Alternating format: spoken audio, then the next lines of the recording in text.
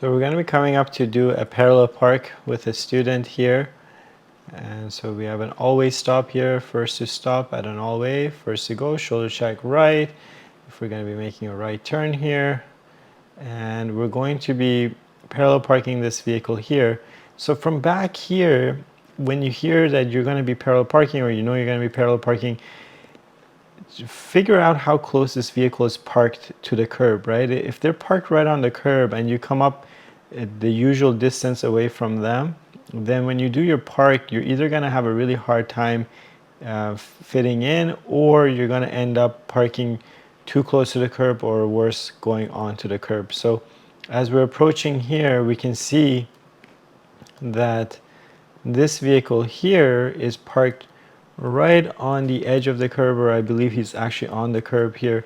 So we should have, with the student, rather than lining up the usual distance from this vehicle, maybe half a meter away, panel of their car to the panel of our car, half a meter away, we would start off just a few inches further away, so that when we come in to do this park, the end result is not as close as it is to the curb here as this car here.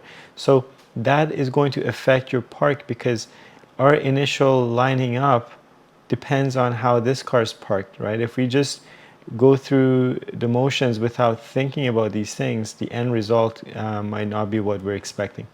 And we can see in this case, student didn't start off quite as far away as they should have, given the fact that this car is on the curb here.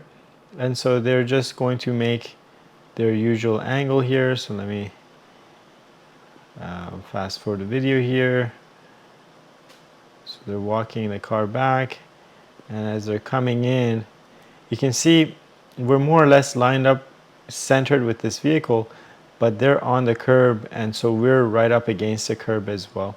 Of course, going onto the curb on the test is an automatic fail, so make sure that as you're coming up to this car, you figure out where their positioning is and make an adjustment as you're approaching, so they don't really impact your park on the way in.